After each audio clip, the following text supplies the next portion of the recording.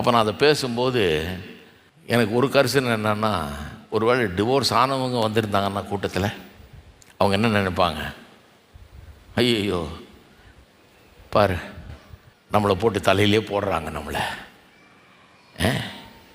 எங்கேயுமே ஏற்றுக்கொள்ள மாட்டாங்க. ஏற்கனவே அவங்களுக்கு நிறைய பிரச்சனை. சில சபைகளில் வெளியே போன்றாங்க, மெம்பர்ஷிப்பே கொடுக்க மாட்டேன்றாங்க, கம்யூனியே கொடுக்க மாட்டேன்ருவாங்க, உன்னை ஏற்றுக்கவே முடியாதுன்றவாங்க. அதோடு விட்டால் கூட பரவாயில்ல, பேசிக்குவாங்க. அது ஒரு மாதிரி கேரக்டர் அவ்வளோ இது இல்லைங்க அப்படிமா. இது கதை தெரியுமா உங்களுக்கு, இது இப்படி ஆச்சு தெரியுமா உங்களுக்கு அப்படிமா. அது ஒரு கல்யாணம் பண்ணி அது இதாகிடுச்சு தெரியுமா.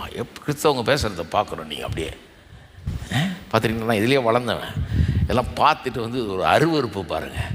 இப்படி பேசிக்குவாங்க. சும்மா அவங்கள வராதுன்னு சொல்லி விட்டா கூட பரவாயில்ல, இந்த மாதிரிலாம் பேசி தொலைப்பாங்க பாருங்கள்.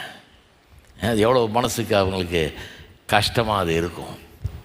நான் பார்த்துருக்கேன். அப்படி பேசுகிறவங்கெல்லாம் அவங்க சொந்த பொண்ணுக்கு அல்லது அவங்க பையனுக்கோ அவங்க வீட்டில் அது நடக்கும்போது, இப்போல்லாம் வீட்டுக்கு வீடு நிறைய நடக்குது இந்த மாதிரி, அவங்க வீட்டில் அப்படி ஒன்று நடக்கும்போது, ஐயோ என் பொண்ணை பற்றி உங்களுக்கு தெரியாது பிரதர், சின்ன 10 வயசுலேயே தீர்க்க தரிசனம் சொன்னான். அவன் ஒரு நாளைக்கு 2 மணி நேரம் ஜெபம் பண்ணுவா, எந்த தப்பும் பண்ண மாட்டா பிரதர். இந்த பையன் அப்படி வளர்ந்தான், பைபிளை எப்படி வாசிப்பான், பிரசங்கியார் ஆகணும்னு தான் விரும்பினான். கர்த்தர் அவன் அழைச்சிருக்கிறாரு. கடைசியில் இந்த பசங்க இந்த பலா பொண்ணை இந்த பொண்ணை கட்டி தான் அப்படி ஆச்சு, அந்த பையனை கட்டி தான் இப்படி தான் பேசுவாங்க. தங்க பிள்ளைன்றதுனால சப்பை கட்டி தங்க பிள்ளைக்கு சாதகமாக விட்டு கொடுக்க மாட்டாங்க இல்லையா. தங்க பிள்ளையை நியாயப்படுத்தி காண்பிக்கிறதுக்காக இதே கிறிஸ்தவர்கள் இன்னொரு ஆள் நடத்த கேட்டேன் அப்படி இப்படின்னு பேசிட்டு அவங்க கதையெல்லாம் ஊருக்கு சொல்லி அசிங்கப்படுத்தினவர்களே தங்களுடைய வீட்டில் அப்படி ஆச்சுன்னா அப்படியே போத்துவாங்க, போட்டு எல்லாத்தையும் மூடுவாங்க. அழகாக பேசி ஒன்றுமே நடக்கலைங்கிறது மாதிரி பேசுவாங்க, பெரிய யோகியத்தனம் மாதிரி பேசுவாங்க. நான் என்ன சொல்கிறேன், பேசுங்க, தப்பு இல்லை, அப்படி தான் பேசணும், தப்பு இல்லை. ஆனால் அதையே இன்னொருத்தன் வீட்டு பொண்ணுக்கும் இன்னொருத்தன் வீட்டு பையனுக்கும் பேசுங்களேன்.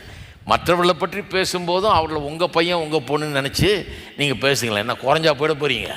ஹலோ, அதுக்கு ஏன் வாய் வலிக்குது? பேசுனா என்ன தப்பு? இருக்கிறீங்களா?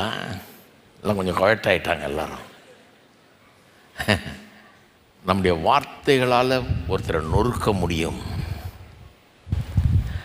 உங்கள் இருதயம் நல்ல இருதயமாக இருந்ததுன்னா உங்களுடைய வார்த்தைகளால் இன்னொருத்தரை நொறுக்க மாட்டீர்கள்.